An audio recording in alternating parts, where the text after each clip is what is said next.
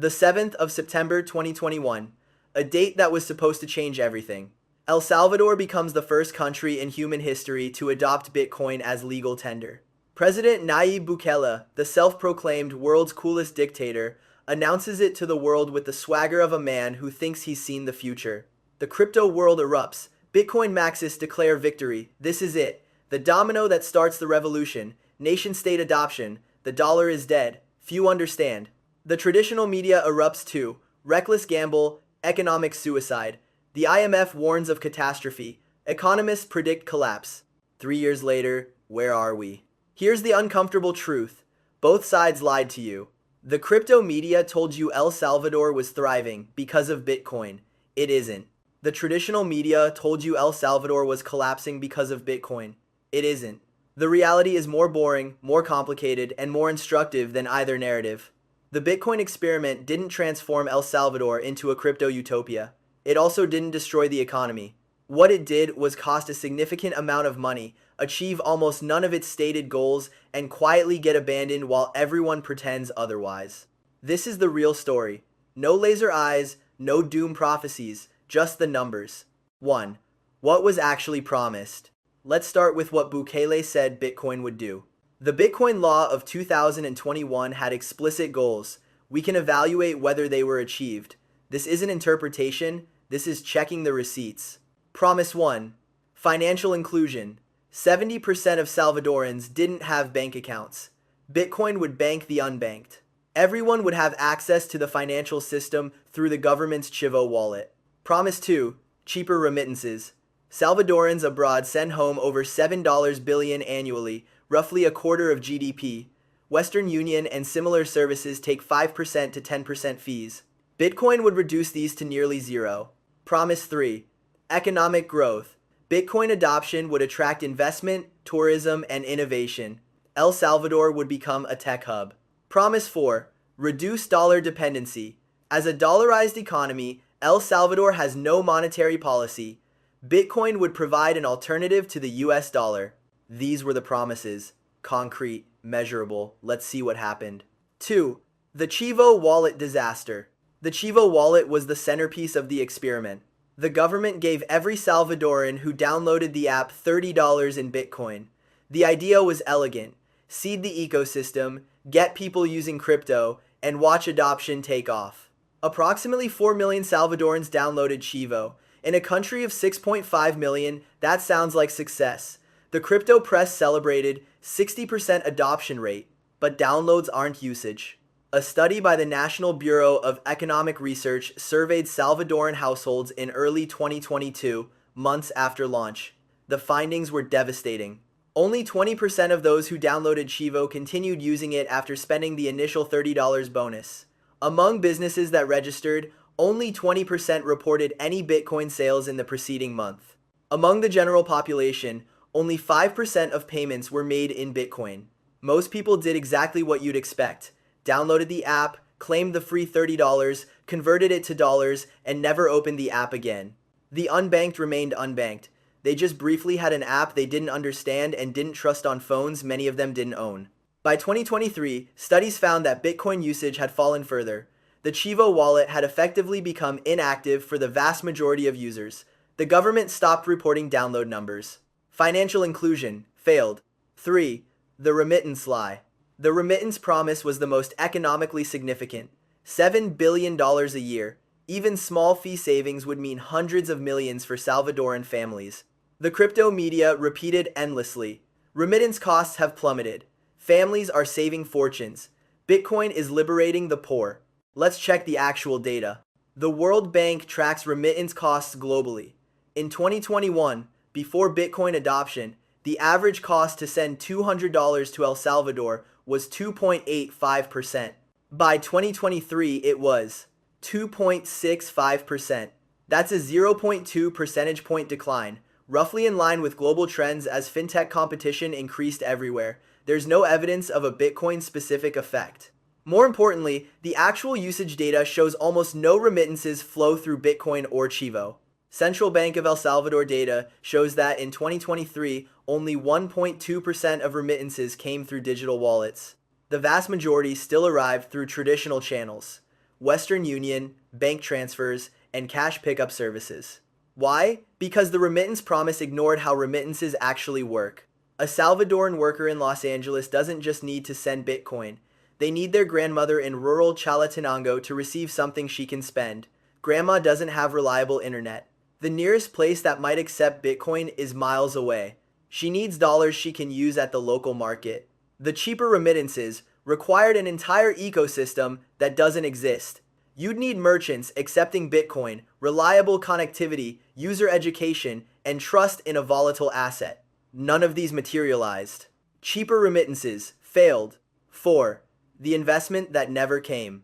Bukele promised Bitcoin would make El Salvador a magnet for investment and innovation. The crypto industry would relocate. Tech entrepreneurs would flood in, a new Silicon Valley in Central America. There's a Bitcoin embassy now. Some crypto conferences were held. A handful of Bitcoin-focused businesses set up shop in the beach town of El Zonte, renamed Bitcoin Beach. Let's look at foreign direct investment numbers. In 2020, before Bitcoin, FDI in El Salvador was $472 million. In 2021, the year of adoption, FDI was $314 million. In 2022, FDI was $401 million. In 2023, FDI was around $500 million. There's no Bitcoin boom visible in these numbers. Investment has fluctuated but shows no dramatic increase attributable to cryptocurrency adoption. The numbers are roughly flat when adjusted for regional trends. The tech hub narrative is even harder to support. El Salvador ranks 98th globally in the Global Innovation Index. That hasn't changed. No significant tech companies have relocated. The startup ecosystem remains minimal. A few hundred crypto tourists visiting Bitcoin Beach is not an economic transformation, it's a rounding error. Economic growth through crypto adoption failed. 5. The secret portfolio. Now let's talk about the government's own Bitcoin holdings. Bukele has made a show of buying Bitcoin with public funds. He tweets about purchases with his phone at odd hours. El Salvador just bought the dip. He cultivated an image of the savvy trader, turning state treasury management into performance art. How much did the government buy? At what prices? What's the current value? We don't know. Let me repeat that. We do not actually know how much Bitcoin the Salvadoran government holds. The government has never published a comprehensive audited accounting of its Bitcoin position.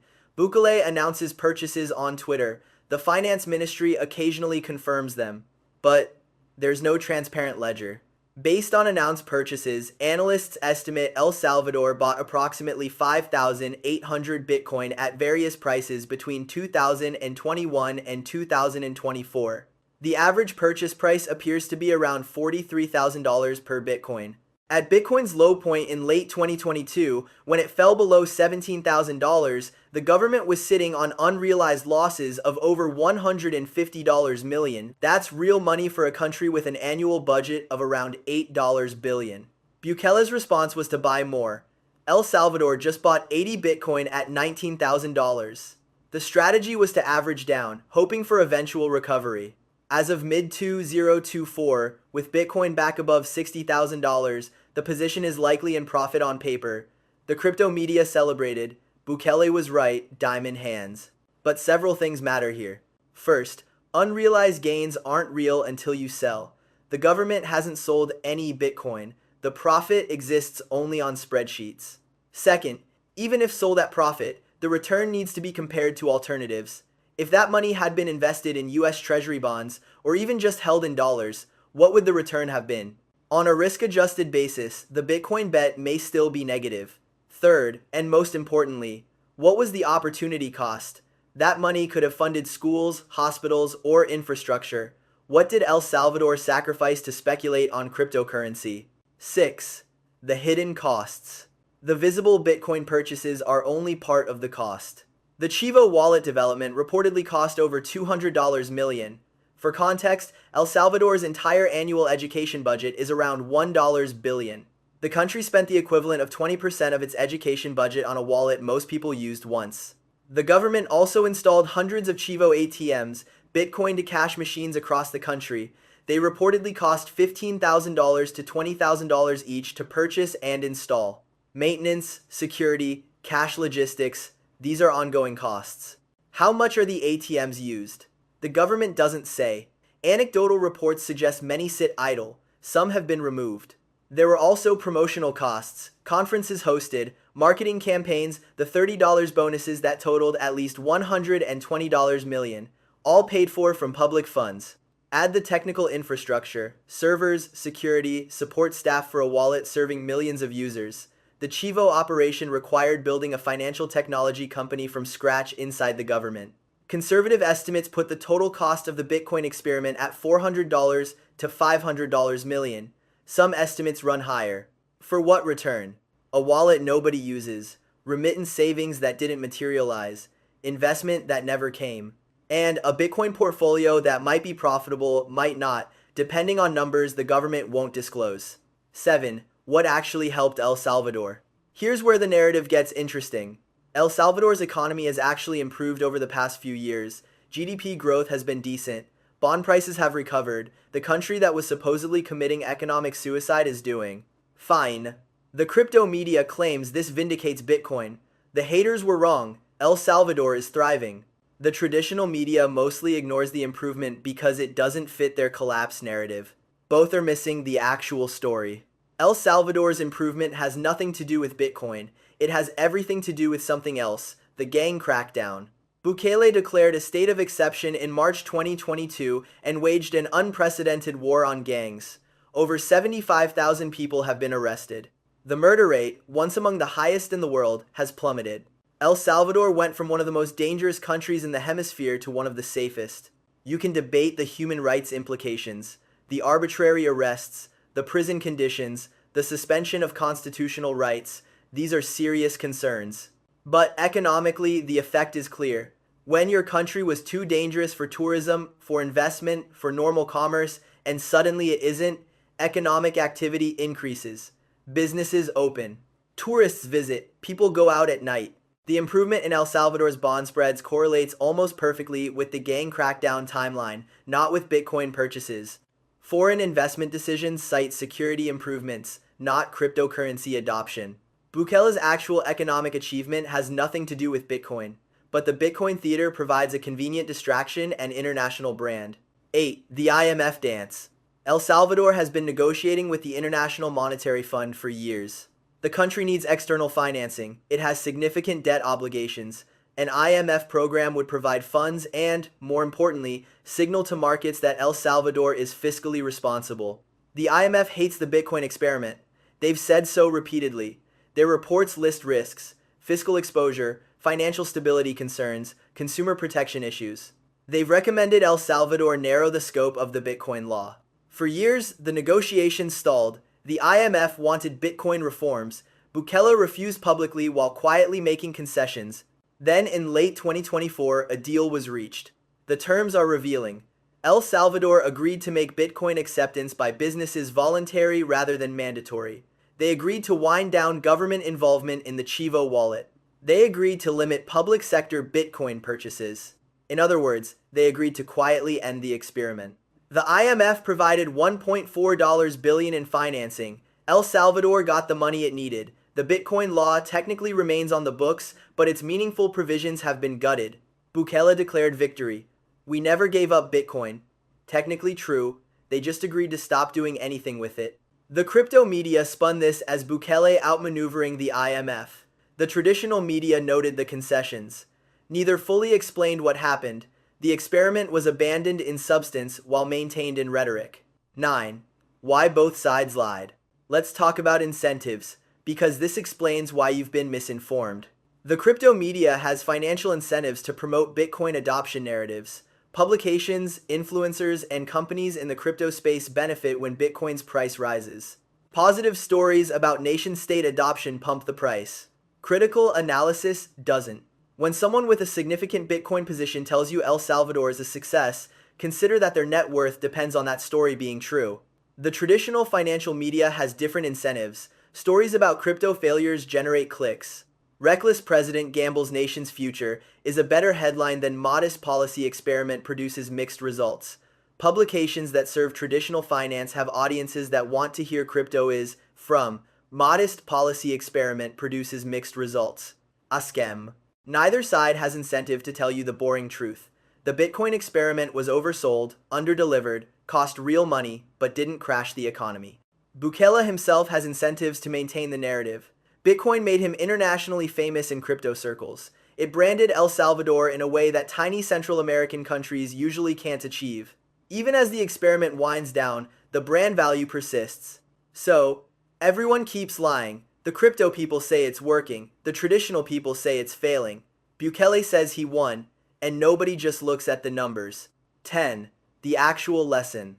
What should we learn from El Salvador's Bitcoin experiment? Lesson 1. Technology doesn't solve structural problems. El Salvador's unbanked population wasn't unbanked because they lacked apps. They were unbanked because they lacked income, documentation, trust in institutions, and access to physical infrastructure. Bitcoin addressed none of these. Lesson 2. Adoption requires ecosystems.